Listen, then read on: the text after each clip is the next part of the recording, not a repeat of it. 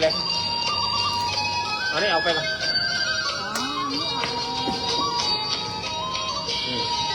ก็มันสวย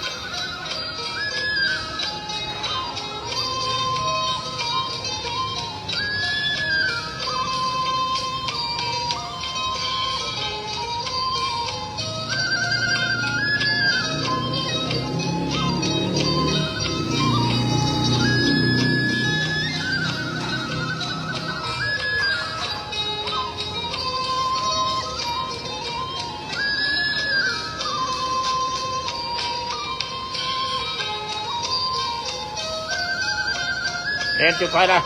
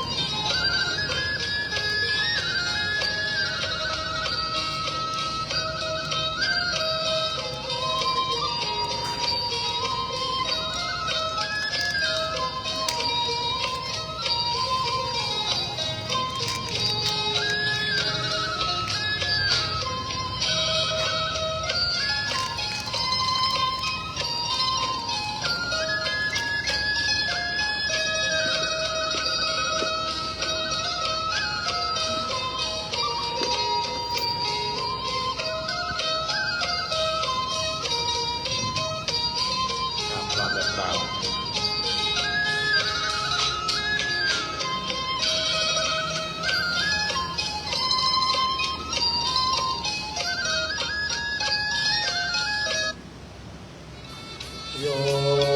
โสภะคะวะอะระหังสัมมาสัมพุทโธสวากขาโตเยนะภะคะวะตาธัมโมสุปฏิปันโนยัสสะภะคะวะโตสาวกสังโฆธัมมายังภะคะวันตังสัทธัมมังอิเมหิสการเรหิยะทาระหังอโรวปิเตชยามะราดุโนมันเตมะขวาสุจิราภริเนพุโตปิปัจฉิมาจนัตตานุกัมปมานัสสาอิเมสการเรตุกตปันนากระพุเตปฏิคันหาโตหากังเทครตังหิตายะสุขายะอะระหังสัมมาสัมพุทโธภะคะวะพุทธังภะคะวันตังอภิวาเทมิสวากขาโตภะคะวะตาธัมโมธัมมังนัมสสามิสุปฏิปันโนภะคะวะโตสาวกสังโฆสังฆังนะมามิอันธรรมยังพุทธะภะคะวะโตภะคะวะมังรังเกวะพุทธา สัจจกโรมาเสนตัสสะมะคะวะโตอะระหะโตพุทธัสสะนะโมตัสสะภะคะวะโตสัมมาสัมพุทธัสสะนะโมตัสสะภะคะวะโตพุทธัสสะธัมโมปันนังภะคะวันตังเอวังโลกิติสัตโตอะปุกขโตอิติปิโสภะคะวะกัมปุณโตเวชชาจารณะสัมปันโนสุขโตโลกะโตอนุตตโรปุริสะมาสารทิสัตตะเทวามนุสสานังโทบังกวันติอันตมยังพุทธาภิกิติงโรมาเสน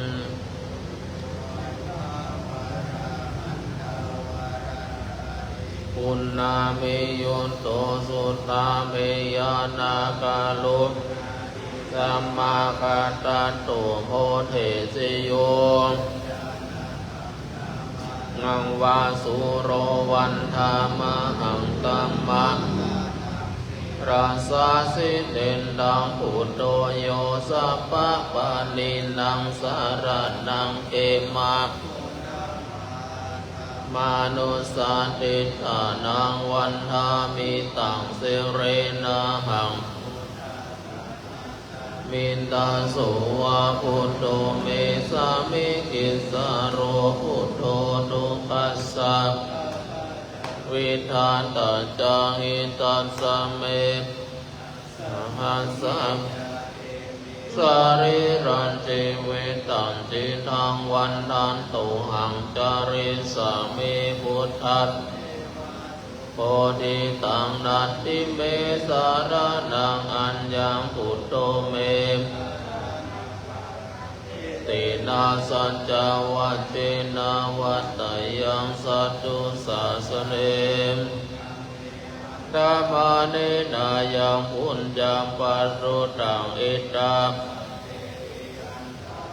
ยาเมมะหิสุงตัสสะติสัสสะกัญเจนะวัจจยะวัจจิตัสสะวามกายานังจันโตแมนติกันหะโตอาจายันตังกรันตเรสังวะเลโตเตอันตมยังธรรมานุสติยังโรมาเสคาโตบังอาวัตตะธัมโมสันติติโกอาการิโก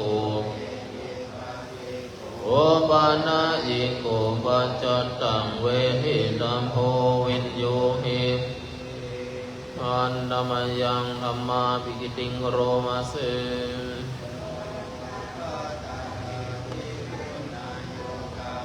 สีนาสยโยโยมัคคาปะกาปาริยัตติธัมโมกุโลกปาตนา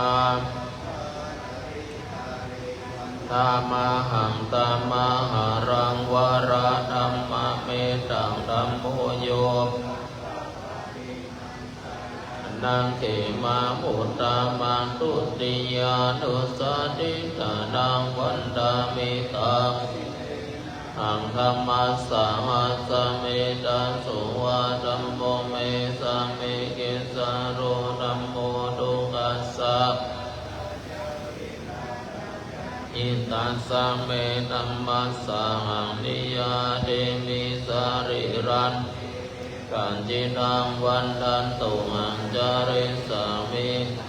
เสวะสุธรรมตังนัตติเมสารนังอัญญังสารนังวารังอิตินาสัจจวัชชินาธัมมังเมวันทามาเนนายังปุญญังสัพเพปิอันตรายาเมมะหิสุงติชะสัง ยินนาวาจายังวาจิตสังวาธเมกุกัมมังธัมโมปาติกันหตุอาจยันตังสังวริตุวัฏเมอันตมยังสังฆานุสตินยังกโรมาเสปฏิปันโนภะคะวะโตสาวกสังโฆปฏิปันโนภะคะวะโตสาวกสังโฆญะญะปฏิปันโนภะคะวะโตโอสามิจิปฏิปันโนภะคะวะโตสาวกสังโฆตาริปุริสายุคานิอัตถปุริสาบุคลาเอสาภะคะวะโตหุนโยปาหุนโยทักขิลโยอัญชริกรณิโยอนุตตรังปุญญาเกตังสัมติอันธรรมยังสังฆาภิกิติงโรมาเสธัมมัญชุสุปฏิปฏิกุณาติยุตโตปิโตอริยปุกขะสังฆาเสโดศีลาดิธัมมะปะวาราสยกายจิตโตมาริยานังกานังสุสุตังสัมโพโยสารนังเกมามุตตังมัคคติยานุสติทานังวันดามิตังอังสัมปัสสะหะสเมตาโสวะสังโฆเมสามิกิสโรสังโฆดุปัสสะทาตจาหิตัสสะเมสังคัสสะหังนิยาเดมิสริรันชีวิตันจิตังจาริสามิสังฆโสปฏิปันนาดานาติเมตาระนังอัญญังสังโฆเมเอเตนะสัจจวะเจนะวัฏยัสสะตุสัสสะเนสังฆังเมวันตามะเนนังสุตังอิราสะเวปิอันตรายามิมหิสุงจะสัมกายนาวาจายาวาเจนะสาวาสังเกตุกะมังวะกะตังมายายังสังโฆตังการันตเรสวะเรโตวะสังเฆ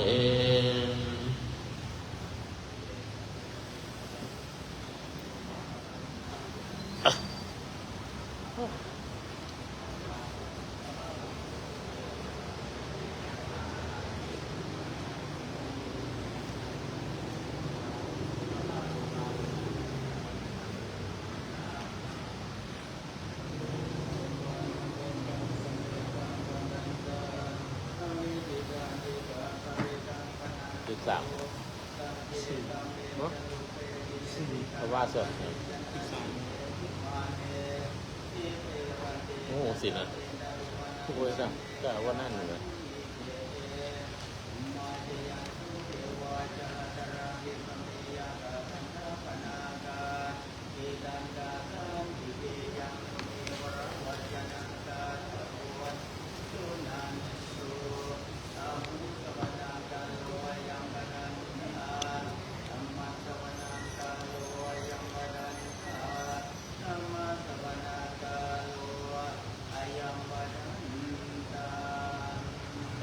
13-14ครับ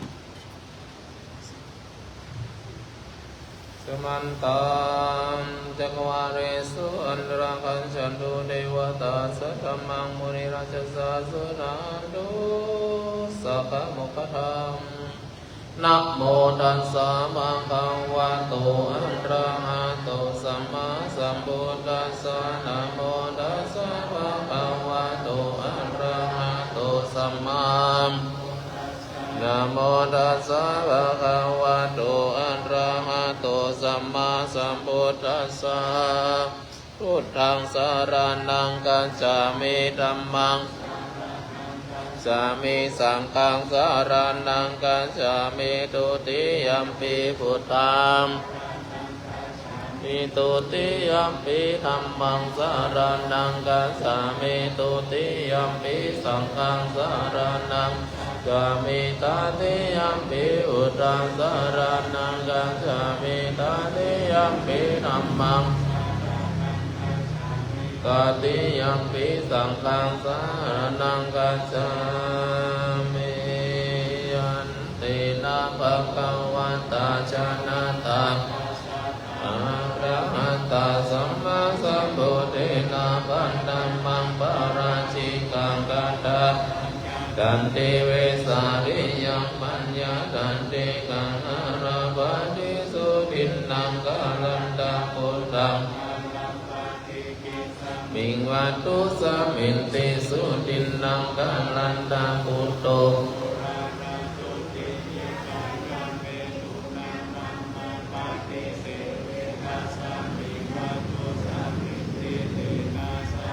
เยนะพุทโธภะคะวะเวรัญชยังวิหารตินาเรโรโภจิมันตะโมเลมหัตตาภิกขุสัตถิงปัญจมัตติงิภิกขุสัตถิงิอัสสสิโกเวรัชโชพระมโนสัพพะโลกาโลโภธัมโมสักกายปุคคโลสัจจิโตเวรัญชยังวิหารตินาเรโรโภจิมันตะโมเลมหัตตาภิกขุสัตถิงสัตถิงปัญจมัตติงิภิกขุสัตถิงิตังโอปันนาภะตังโกตามังเกวังกัลลายันโนกินติสัตโตปิโสภะคะวะอะระหังสัมมาสัมพุทโธวิชชาจารณะสัมปันโนสุขโตโลกวิทูอนุตตโรมัสสารทิสัทธาเทวมนุสสานังพุทโธภะคะวะภิกขุหินังกเวสิสัพพะมะกังสัพพะมะนังพระมานิปัจจตเทวมนุสสาสยังเวเทสิสุรัมมาเทเสติอาทิกัลยานังอาเชกัลยานังปริโยสนะกัลยานังสัทธังสัมมายัญชนะ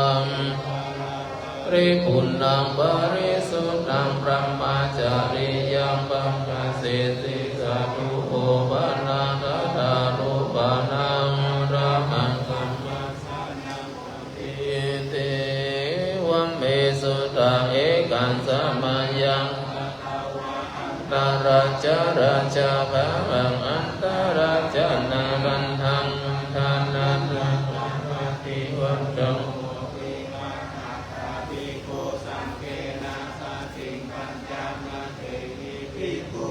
เตหิมโยปาริภาชโก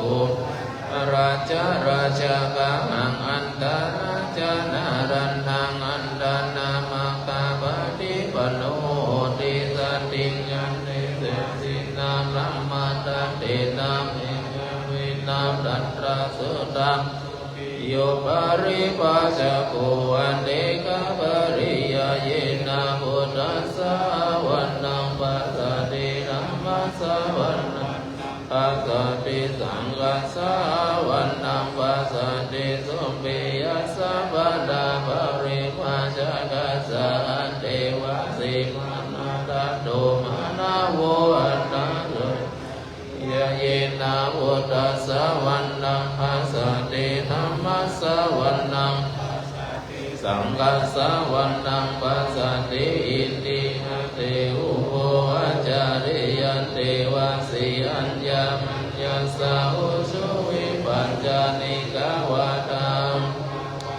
วินติโตวินติโตอนุปันตะโอเตวิภูสังปัญจานุสาระธัมมังมายากตาธัมมังเมตัมมากุสาลายาสามิมาเยกมาวาจานังกุสาลจิตตังอุวันนังโอติสุมานาสสะกตังยานาสัมปยุต ตังกัมมานังวาสัทธารัมมานังวาคันธารัมมานังวาอุดาภารัมมานังวานัมมารัมมานังวายังวาปันนารัมมาดัสสะมิสัพเยอาเวเคโปโหติเยวาปันนาดัสสะมิสัพเยอัญเยปิอาทิปติจัสสะมุปปันนามาอิเมนัมมากุสลาปัญจขันธาภุพขันโตเวทนาขันโตสังขารขันโตวิญญาณขันโตวันขันโตอินจิสุรูปันกาตาปัจจุบันนังอาชัตตังวะมะอิตาวะโอระเรกังวะสุโตมังวะอินังวะเลวะสันติเกวะตะเตกัจจังอภิสังอิตวะยังอุจจติรูปปันโนสังฆะโอสังฆะโอสังฆังอิเตนะสังฆังอิตังสังฆังอิเตนะสังฆังอิตังสังฆังอิเตนะสังฆังอิตังอะสังฆังอิเตนะสังฆังอิตังโยโกวิปโยโกสัมปโยเตนะวิปโยตังวิปโยเตนะอังอาสังฆังอิตังชะปัญญาติโยกันตาปัญญาติยาติธาตุปัญญาติสัจจะปัญญาติอินทรียปัญญาติปุกกาลปัญญาติกาลานังปุกกาลปัญญาติสัมมาญาวิมุตโตสัมมาญาวิมุตโตอุปาธัมโมอุปาธัมโมธัมโมอะปะริหานะธัมโมเจตนาปะโปอนุรักขันนาปะโปอุปายุปะระโตอะปะยุปะระโตปัปปะกัมมโนอะปัปปะกัมมโนนิยโตอะนิยโตนะโกมะเลติโตอะระหะอะระหะตยะปันโนภุกขโลปัลลปัตติสัจจิกัตตาปรมัตถินาติมันตโยติกัตโตมัตโตตโตโสภุกขโลปัลลปัตติสัจจิกัตตาปรมัตถินาเอวังวันตเมอาชานาหินิกังอัญจิภุกขโลปัลลปัตติสัจจิกัตตาปรมัตถินาตินะเมวะเมโยกาโลปัลลปัตติสัจจิกัตตาปรมัตถินาติมิจฉาเยเกจิกุสาลาธัมมาสุเมเตอุสาลามุลาเยวะวันนามุลามุลาสัมเมเตธัมมากุสาลาเยเกจิกุสาลาธัมมาสัมเมเตกุสาลามุเลนะเอกะมุลานัสสะเลนิเวนะเอกะมุเลสัมเมเตกุสาลาเหตุปัจจโยอารัมมณปัจจโยอธิปติปัจจโยตระปัจจโยสัมมานันตัจจโยสัมมาชัตตปัจจโยจโยอุปัญญปัจจโยอุปนิสัยปัจจโยจโยปัญจชัตตปัจจโยอาเสวนาปัจจโยกัมมปัจจโยวิปากปัจจโยอินทรียปัจจโยชนะปัจจโยมัคคะปัจจโยสัมปยุตตปัจจโยวิปยุตตปัจจโยติปัจจโยวิกัตตปัจจโยอวิกัตตโยชยสลากตาอุทาเชตัวมาลาโสวะนา ตุสัจจังมัตตาราสังเยปิวิกสุตังหังกาลาตโยพุทธาวิสตินายักขะสัพเพอังปัตตะเกเตมุนิสันนาสีเสวันตินิโตไมหังธัมโมนะเวโรจเนสังโฆวันตินิโตไมหังปุณณกโรอัตเยเวอนุรุตโตสาริปุตโตโยปินิปะกัสสมิงโหคันลันโตจะวามะเกตะกิเลสวันเดไมหังอาสุงอนันตาราหุรากัสสะโพโมภะสุงวะมาสุตะเกเกสันเตวิติปะกัสสมิงวะปะปังกโรนิสินโนสิริสัมปันโนสุวิโตมุนิปุงภาวะกุมารากัสสะโพเดโรวะระโกสุไมหังวัฏฏะเนนิจังปะดิราสิกุณากโรริมาโลจาองค์วะเรนันตาสิวันเนมหาเถระนารันเตติระกามมาเสสะสิติวะเถระจิตตวันตังสรันตาศิลาเตเจนะอังกามังเกสุสันติตารัตตานัมปุระโตอาสิ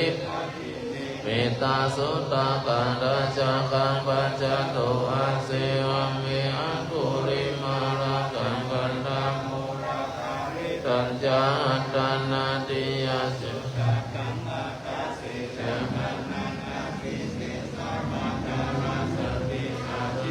นังปะรังสังยุเตธัมมาปังกาลาดังกันเทวะสัตโตเม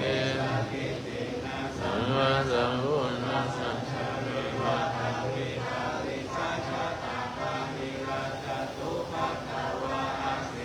วินายังยันตุอนันตังอุณาเตจัสสะจินนาปัญจารามัจจามิวิหารันตังอาภาเรนตุมังสัมเวเทมุหะปุริสสัพพะอิเจวะเมกะโตระโกสุระโกภาเวนะจิตตุปัฏฐะโวหัมมานุภาเวนะกันตารายโยจระเมธัมมานุโตติปันดัลลาปันนาราสะคาถาอิตาชะมยาปัญจเวกิตยังจีวารังวาสิตาสัพพติกาตายาอุณัสสัพพติกาตายานุสัมมกาสวะตาตาปัสสิริภาสานัมปฏิกาตายายาวะเทวะนัมปฏิชาทนัตถังชะมยาปัญจกิตัวละตุปาริปุตโตโสวายนะมะทายนะทานายนะวิภูสนายายาวะเทวะสักกายสันติยายาปนายาวิสุภารติยายานุภาหายาอิติปุระปฏิอัตตายิวันจเวทนานาอุปาเดสะเมเปภาวิสัตติอนาวัจตายะหาสุวิหาโรจเสมยาปัจจเวกิตุอาสนังปาริปุตตันตายาวะเทวะสุวัสสะยานัสสะปฏิกาตายาสัมมากัสสวะตาตาปัสสิริปฏิกาตายาปาริสยาวิโนดานังปฏิสันลานารามัตถังมายาปัจจเวกิตัวปัจจยเภสัชะปริการิพุตโตโสวะอุปนานังวายาปฏิกานังปฏิกาตยาปยาปัจจปรมัตถ ยาติภูมินังเทวานังสัตตังสุตวะจันโทมหาราชิกาเทวาสาเวสุจันตุมหาราชิกานังเทวานังสัตตังสุตวะ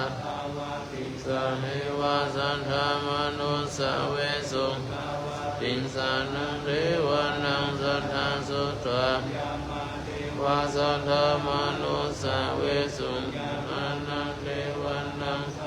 สุตวะตุสิตาเทวาสัทธามนุสาเวสุนังเทวานังสัทธังสุตวะวานารติเทวาสัทธามนุสาเวสุนาราตินังเทวานังสัทธังสุตวะนิมิตตะเทวาสัทธามนุสาเวสุเป็นนิมิตาวัสสวัตตินังเทวานังสัทธังสุตวะมัตเตติกาเทวาสัทธามนุสาเวสุเอตัมภะคะวัตตาปะนานัสสิยังอิสิเนมิคาดาเยอนุตตรังธัมมัจจกังภวัตติปฏิวันติยังสัมมาเนนะวันเนนะวะเทเวนะวะวะพรัมมุนาวะเกนะจิวะโรกัสสมินติติหะเตนะปะเนนะธัมมะโลกัสสะโลหะโภคันธิอายัญจารัสสะสะหะสิโลกะติสัมภะกังสัมภะกัมปิสัมภะเวทิอัปปะมะโนโอภะโสโลเกนะตุนะยติอาติกัมเมอาติวานุภาวังอัตตะโหภะคะวะอุทาเนสิสิวัตตะโภโกทัญโยอัญญาสิวัตตะโภโกทัญโยติอิติธังโกทัญญาสัญญาโกทัญโยนะเววะนะมะโหสิตินัมมาจักกัปปวัตตานัสนิทิตาทุกขปัตตาพยาปัตตานิธรรมะโสภปัตตานิโสภะโยสัจจนิโนพุทธะตาจะอะหิสัมมาดังบุญญาสัมมาดังสัพเพเทวะสัพพะสัมปติสัพพิญาทานังรานังสีรังราคันตุสัพพะตะภะวันนาวิรัตตุตุกัจจันตุเอวตากาสัพเพพุทธาวรปัตตะวัจเจกานัญจยังปารังปัญจเตเจนะรักขังพันธาเวสัพพะโสวัตตุสัพพะมังคารังรักขันตุสัพพะพุทธานุภาเวนัสสนาสุติวะวัตตุเตวะวัตตุสัพพะมังคารังสัพพะเทวตาสัพพะธัมมานุภาเวนัสสนาสุติ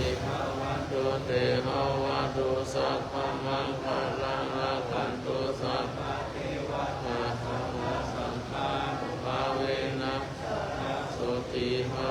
ตตุเตสมาธิ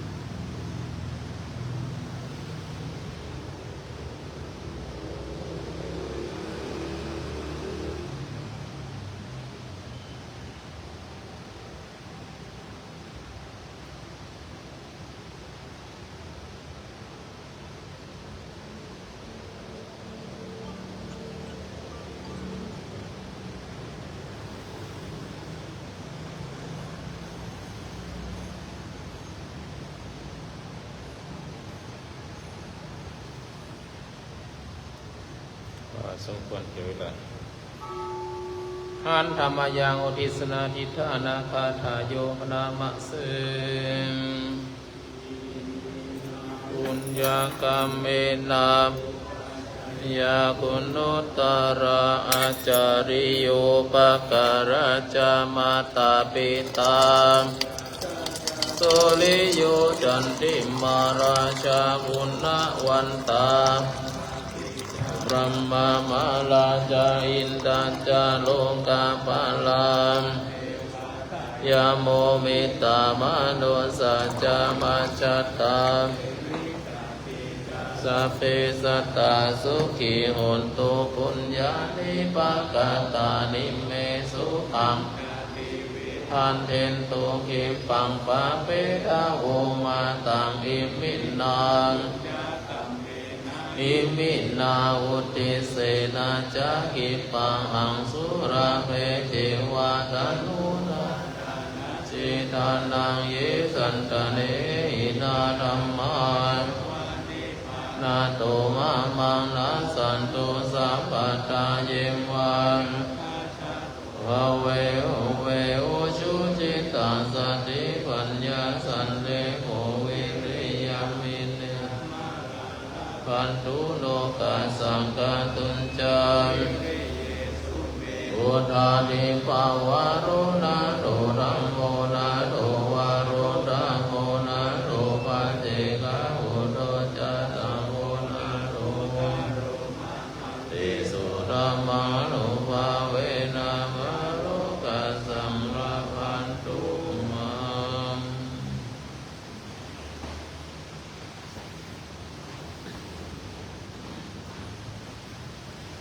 นะโมตัสสะภะคะวะโตอะระหะโตสัมมาสัมพุทธัสสะนะโมตัสสะภะคะวะโตอะระหะโตสัมมา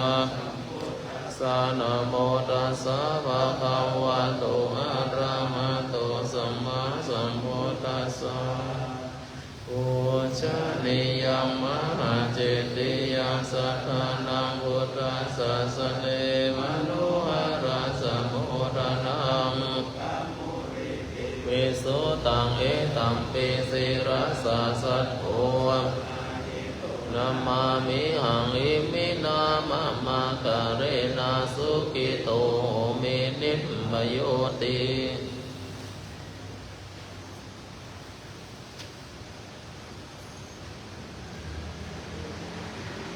วันตามิวันเตสัพพังอภารานังกัมมาทะเมวันเต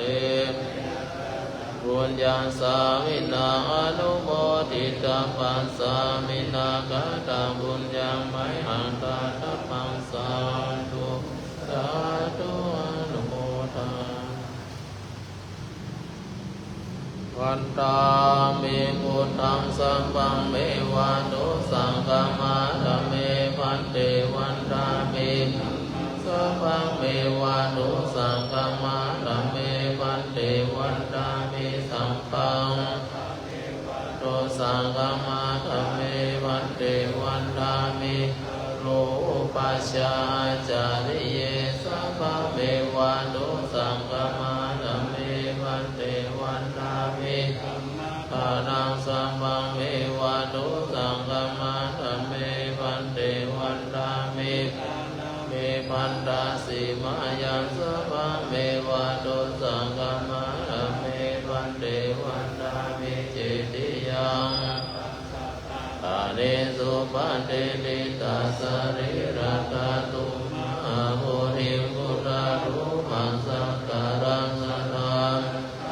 เอเรวะโรเตรัมมะโรเตจัมโหริเปรังอาริเปสาริระระนุโยเตสะระนุโยเตสะระนุโยเตติยังคันธาวุติญาตุราสินิสัสเสนัมมะคันเตติติยังอะหังวัฏฐามิสัพพะโส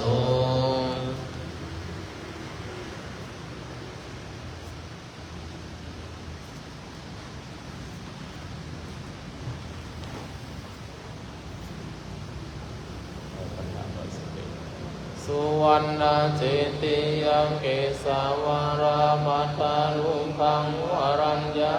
ตุสุเทวนาราปุจิตังอาหังวันทามิสัพพะทาปัญญาวาสามิงเยวาจันติมาโดนทุกองค์ทุกคนทุกรูปด้วยเถิด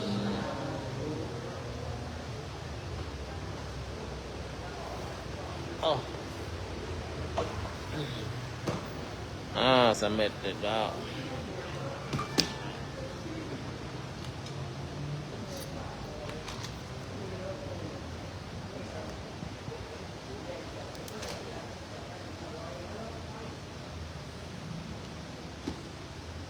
เด็กทำผม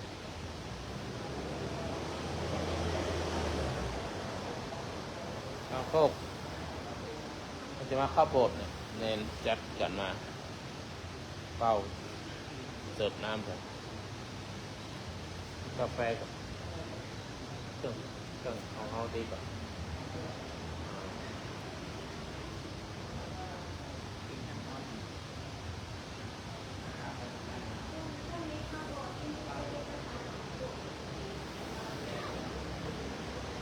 จะเสิร์ฟกาแฟเสิร์ฟถามก็ได้เนาะเดี๋ยวนี่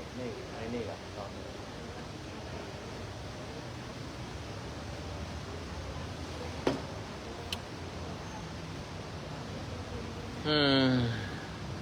พรุ่งนี้วันพระนะพรุ่งนี้วันโกน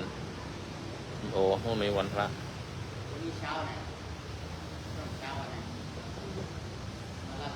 เช้าแล้ว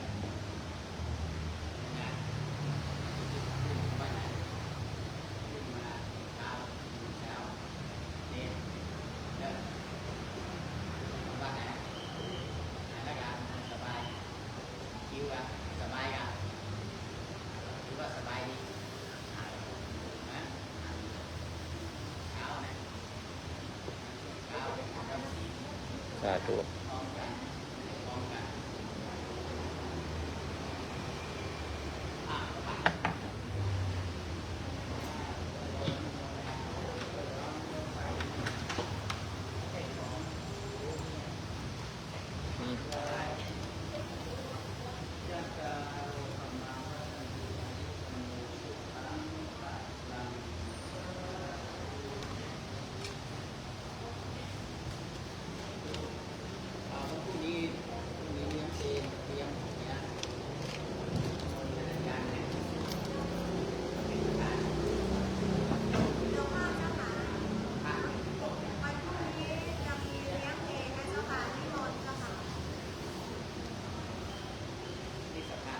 วัดสินทำไมไม่ให้เขามาวันอาทิตย์มาวันอาทิตย์วันพระอาหารเยอะแยะอยู่แล้วสั่งร้านไหม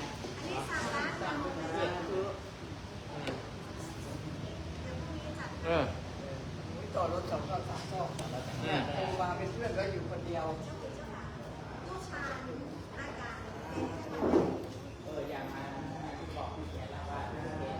เอาไอ้พระดม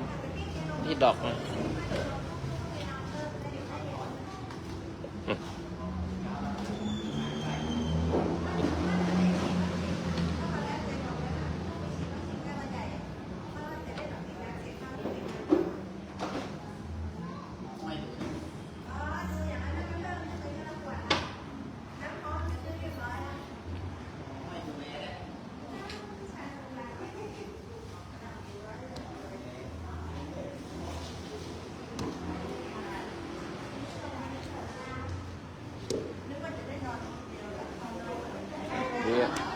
แล้วเราก็ไปผู้สูงอายุ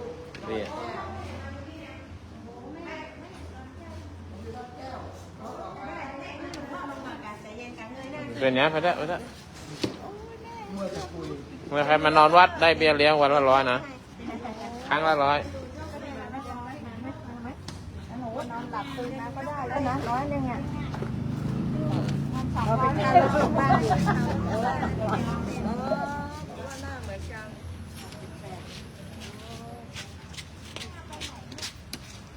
ไปห้องแม่มั้งอ่ะอยากไปห้องแม่เลยค่ะโอเค ท่านเพราะเดินอะไรท่านลม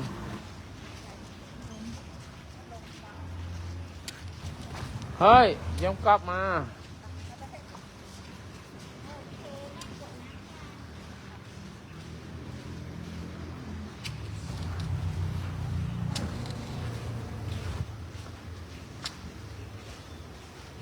ไปกดน้ำทำมาสักหน่อย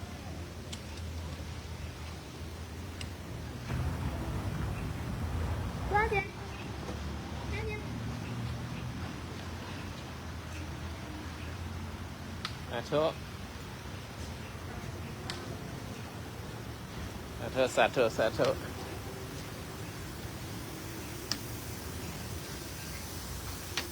อิมินาปุญญกรรมเมนะอะไรเนี่ย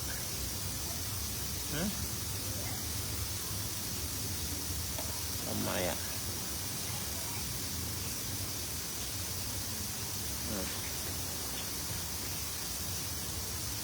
ใครมีที่กดน้ำนะอิมินาปุญญกรรมเมนะเมื่อเศษบุญกุศลทั้งหลายข้าพเจ้าได้บำเพ็ญมาทุกภพทุกชาติบุญทานศีลภาวนาศีลสมาธิปัญญาบุญเกียรติสุข3บุญเกียรติสุข10บุญเนกขมาบารมีบริ30ทัศบุญกุศลกรรมทั้งหลายบุญกุศลทั้งหลายจงได้ประมวลรวมกันเป็นตบะเป็นเดชะส่งผลให้ข้าพเจ้าได้มีดวงตาเห็นธรรมสิ้นอาสวะกิเลสทั้งหลายร่มเย็นเป็นสุขเข้าถึงธรรมสูงยิ่งขึ้นไปขอที่ทรงสอนไปถึงพ่อเกิดไม่เกิดที่ทรงมาเกิดท่านครูบาอาจารย์พระทรงสอนอุปการีทั้งหลายญาติที่ล่วงลับไปแล้วของท่านทั้งหลายจงได้กล่าวชื่อเองญาติที่ล่วงลับไปครับญาติผู้ทรงพระญาณรถสมรสหลวงโมสมรสสมน้องชายผู้สุดท้องล่วงลับไปแล้วโยมบิดามารดาโยมพ่อโยมแม่ขอพระสุดทรงสวรรค์ชั้นฟ้าในที่หาญาติทั้งหลายที่ยังมีชีวิตอยู่เอ่ยชื่อเองนะสุขสันต์เจริญยอดจันทราเจริญยอดสุวรรณเจริญยอดพรเจริญยอดเป็นสีเจริญยอดวิจารณ์เจริญยอดขอมีความสุขและมีเงินทองร่ำรวยโชคดีขอที่สมุนทรงสอนไปถึงครูบาอาจารย์ผู้มีประการคุณทั้งหลายพระครูบาอาจารย์ทั้งหลายนะครับพระประชาครูมรธรรมยศครูวิรุณธรรมโกวิทครูวิรุณธรรมโกวิททุลุงเจ้าชื่อสิรถไปจิตยาเรียนสามบุตรบาลลืมรถเป็นจิตยาปิตราผมก็คนเราเจริญกันในที่แข่งนะเมื่อสุนีเจริญพันธ์อาจารย์รุ่งเรืองรถนันทวันปฏิจันทร์ครูบาอาจารย์ยุคก่อนอาจารย์มาจากเราเชียงใหม่ครูบาอาจารย์เทศอินเดียที่เป็นศึกษายาโทมยาเอกครูบาอาจารย์ทั้งหลายที่ล่วงลับไปแล้วขอประสิทธิ์สองสวรรค์ไฟฟ้าที่มีชีวิตอยู่จงมีความสุขความเจริญประเทศหาดีเจ้าวาดพระสุทรงสำเร็จวัดโลกบุรีทุกเจ้าวันเนรทั้งหลายขอรับส่งสอนประเทศหาเทวดาทั้งหลายพ่อปู่ขาวพญานาคราชยาศรียะเขียวายคุมพันธ์ท้าวเวสสุวรรณปู่ฤาษีชงนันทนาคราชขอรับส่งสอนทุกท่านทุกคนทุกองค์ในที่ส่วนโลกขัดเทวดาอากาศปิศาปปตาเทวดาภูมิมาเทวดาจตุมหาราชิกาเทวดาตาวติงสาเทวดายามาเทวดาสุสิตาเทวดานิมานรีเทวดาพระนิมิตสวัสดีเทวดาพระพรหมทุกชั้นอรูปพระพรหมทุกชั้นขอมีส่วนในบุญของข้าพเจ้าด้วยเถิดขอให้ทรงสอนหาตัวมานักไข่หลวงปู่ทวดหลวงปู่ดูหลวงปู่ทองหลวงปู่บุญปู่เต็มเทมโกขอให้สู่สวรรค์เป็นชาววาดด้วยเถิดเดินนิพพานเทศนายังเทวดารักษาพุทธโลกพระวัดโลกเลยเทวดารักษาพระประธานโลกเลยรับส่งสอนขอเทศมนต์ส่งสอนไปถึงพระปู่ขาวพญานาคราชยาศรียะเขียวสายคุมพันธ์ท้าวเวสสุวรรณปู่ฤาษีชงนันทนาคราชในผู้สร้างวัดโลกบุรีพญาเมืองรายมหาราชเจ้าจิโรกราชเจ้าสุนันท์มงแก้วมือจิตเก้านันทิรภามหาทีวีนำเชิญที่ราชทีวีเจ้าโทนมราชเจ้าแก้วนวรัตน์สรสงฆ์สอนบทที่พิเศษไปถึงขอร่ำรวยโชคดีในตำแหน่งที่การงานสูงยิ่งไปถวายเป็นราชโสรล้นเกล้ารัชกาลที่9พระองค์ท่านเสด็จทรงสวรรคาลัยสูงยิ่งไปถวายเป็นราชโสรล้นเกล้ารัชกาลที่10พระราชินีพระพันปีหลวงพระบรมวงศาวงศ์ทุกพระองค์พระคณิษฐาธิราชและทุกพระองค์ขอทรงพระเจริญเป็นร่มโพร่มไทรพระสมภารตราบนานเท่านาน ที่ทรงสนหาสมเด็จเจ้าฟ้าหญิงพระเจ้ากิติยาภาของพระองค์พาทรงหายจากพระประชวรขอเป็นบุญเป็นสนเป็นบุญไปถึงสมเด็จพระสังฆราชมหาเถรสมาคมทุกรูปพระสังฆาธิการทุกระดับชั้นพระสื่อสงฆ์สำเร็จทั่วราชจักรนอกราชจักรขอมีแต่ความสุขในธรรมเป็นสูงยิ่งขึ้นไปขอเป็นบุญถึงนายกรัฐมนตรีคณะรัฐมนตรีผู้บริหารประเทศกระทรวงทบวงกรมกรองแพทย์หมอพยาบาลครูบาอาจารย์ทั้งหลายตำรวจทหารตชดและทหารที่อยู่ชายแดนขอมีแต่ความสุขความเจริญ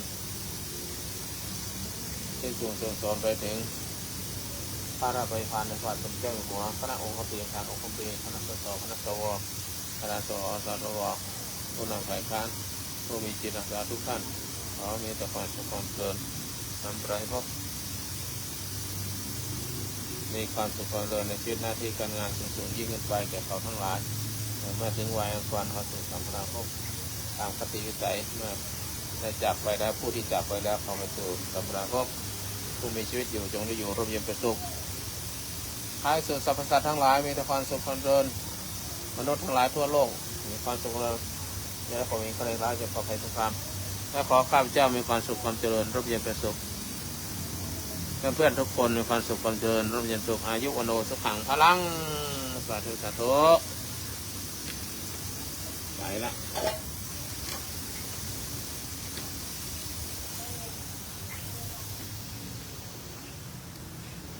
เอาละ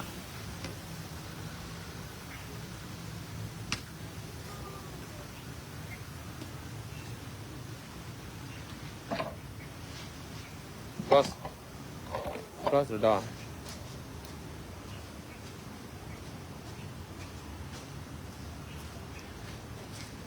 เอาละ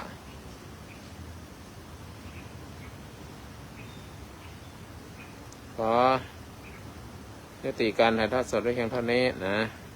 เจอกันใหม่พรุ่งนี้เช้า5:15แก้ไขคอดอกไม้เท่าไหร่แล้วเนี่ยคอไม้1 ดอกใครมีดอกไม้สวยมา1 ดอกเจอกันเพื่อนนั้นนะเดี๋ยว2 ทุ่มเจอกันที่ห้องของคุณมณินทร์